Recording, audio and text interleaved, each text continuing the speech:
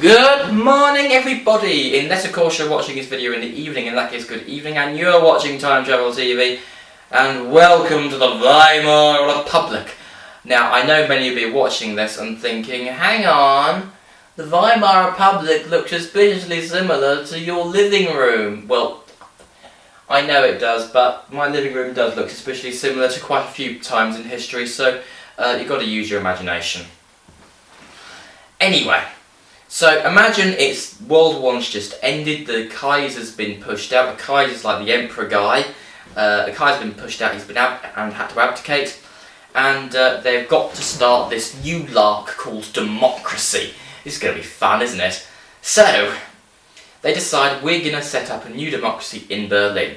But there's a slight problem with that because the communists get the wind up their nose and go and get pretty agitated and start a rebellion called the Spartacist Revolt in January of 1919 in Berlin, named after the leader of the slave rebellion in Rome, Spartacus. And he said, "No, I am Spartacus." And there's a big battle, and there's a great film with Kirk Douglas in it, and sorry, I'm going off at a tangent now, because I'll do another video another time on Spartacus, because he's an interesting guy. Anyway, what happens is that it's led by two people called Rosa Luxemburg and Karl Liebknecht, and it's put down by the Freikorps, and the Freikorps, by the way, are groups of soldiers left over from World War I that haven't been stood down, and they were used to great effect in this time, and we'll see why soon. Although they weren't always very useful, and we'll see why soon as well. Anyway, what happened was it was put down due to effective use of Freikorps, lack of good weapons, lack of clear leadership. To be honest, they weren't exactly military geniuses, these two leaders. So eventually it was put down. Rosa Luxemburg and Karl Liebknecht were both murdered, and they had their bodies thrown in a river, which is absolutely delightful. I'm being sarcastic, by the way. But anyway, to cut a long story short, they couldn't set up the Republic in Berlin, so they had to set up in a city called Weimar. Now, that is why it's called the Weimar Republic, not the Munich Republic, or the Bonn Republic, or the Hamburg Republic, or the Berlin Republic. It's called the Weimar Republic because that's where it was set up. Okay? Okay. So, the Constitution came out, and to be honest, there's nothing to objection about it. It was quite good, actually. There was universal suffrage for everyone, so men and women had these same voting rights. They elected a president every 7 years, and elected members of the Reichstag every 4 years. The president chose the chancellor, which was usually the main guy from the party, which happened to have the most seats. So, yeah, seemed all right. And there was proportional representation, which I'll get on to now, actually. Proportional representation meant that if you got 10% of the votes, you got 10% of the seats in the Reichstag, which sounds great. But there was a problem with that. It's very rare in proportional representation for one party to get over 50% in a majority. Therefore, by themselves, it was very difficult to do anything. So they had to work together to make coalitions. Now, if I know anything about politics, politicians hate working with each other because, especially across parties, I mean, inside parties bad enough, but across parties, politicians love nothing more than throwing each other under buses. Figuratively, not literally, you understand. They don't literally throw each other under buses. You don't see Boris Johnson picking up Jeremy Corbyn and chuck him under a bus. He doesn't do that sort of thing. He's figuratively throwing them under a bus. You get what I mean? Is that alright? Good. Anyway, what happened? What happened is they had to work together, and politicians just don't like working together. So, oh no, not working together. No. Anyway, so what happened is they had to work together whether they liked it or not. What happened is that later that year, out came the Treaty of Versailles. Now, the Treaty of Versailles basically what they're going to do with Germany after the war. And it was negotiated by Woodrow Wilson of America, George Clemenceau of France, and finally David Lloyd George of, did I say he said America there? I'm so sorry, of Great Britain. And basically, Germany wasn't invited. They said, Germany, you just can't come. It was also negotiated by other people as well, like I think Italy was there, but they were the main three people there. Anyway, what happened is that Germany wasn't too chuffed with the outcome. They had stripped of their air force, stripped of their capital ships in the navy, no submarines, no tanks, only 100,000 army. Their army was limited to, so literally you can fit it in a football stadium. So it wasn't, the Germans didn't like it, and not only that, there was the war guilt clause, which basically meant Germany was responsible for the war. To a certain extent they were, but it is important to remember that there was a hell of a lot of other people involved. It does need two sides to start a war, and yeah, to be honest, Germany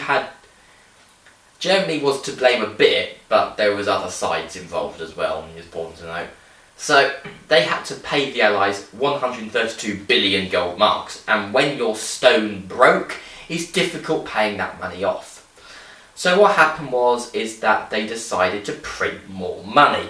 And that sounds like, hey, that's a great idea, until you find out what it does to your money if you print more. And I'm going to tell you about that later.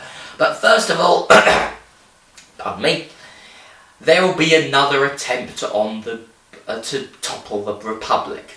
And that came by Dr. Wolfgang Kapp, which sounds like some sort of evil genius from a Bond villain.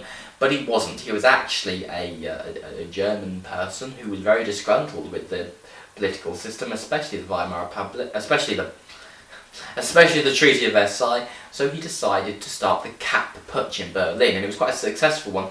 It was a right-wing one rather than Sparsis, which was a very left-wing one, and it was very successful. And they tried to set the Freikorps on him, but the Freikorps said, wait, Freikorps did not shoot on Freikorps. And the whole reason why it started was because of the Freikorps. Just outside Berlin, there was two Freikorps units. They tried to stand down, which is why the whole thing started. The rebellion, the putsch, only came to an end after a general strike, and so it very nearly succeeded, which wouldn't have been very good for the Republic.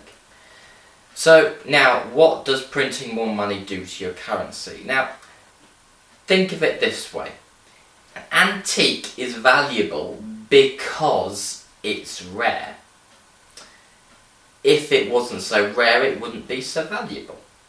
It's the same with money. If there's not much of it, it'll be worth a lot. If it's a lot of it, it won't be worth so much. So, for instance, if there was not very much of it, one unit of this currency could buy more. So by printing more money, it means you can buy less with that particular unit of currency. I mean, this here is a 1920 German banknote, and it is worth 100 Reichmark, which is quite a lot. So you can already see it's starting to simmer over the problem. It's on to simmer, and it's not going too well. Now this here, now what year is this one? This is a February 1923, and this is 100,000 marks. And you see that little guy there? You might not be able to see him, but I can see him, and he looks pretty miffed. And should I tell you why? Because the problem was only going to get worse. Eventually, they're printing banknotes worth trillions and billions. And it got really bad. Window shopping didn't happen because by the time you've looked in the shop window, see what you want, and you got in there, the price was already 3 times as much as what it was when you looked in the window. You had to run home with your wage packet and quickly spend it before it was worth nothing. Children would play with money in the street because it was cheaper than buying toys. People would burn bundles of money because it was cheaper than buying coal. That's how bad everything got. And one particular person who decided that this was pretty bad was a chap called Adolf Hitler, who was leader of the National Socialist German Workers' Party, the NSDAP. And his party was based in Munich. And in November 1923, him and his party decided to do the Munich Beer Hall Putsch. And what happened was, it was going alright, but eventually it ran out of steam and it was put down by police. Adolf Hitler and Ludendorff, who was a World War I general and in the Wolfgang Kapp's putsch, he was there as well. They were both arrested. Ludendorff, I'm quite sure, was let off.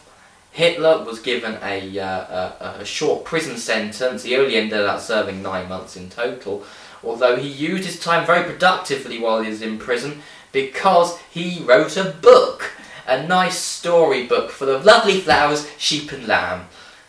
Actually, no, it wasn't. It was called Mein Kampf, which is basically his political manifesto, full of hatred, ranting, shouting, how nothing's his fault, everything's other people's fault. It sounds delightful, doesn't it?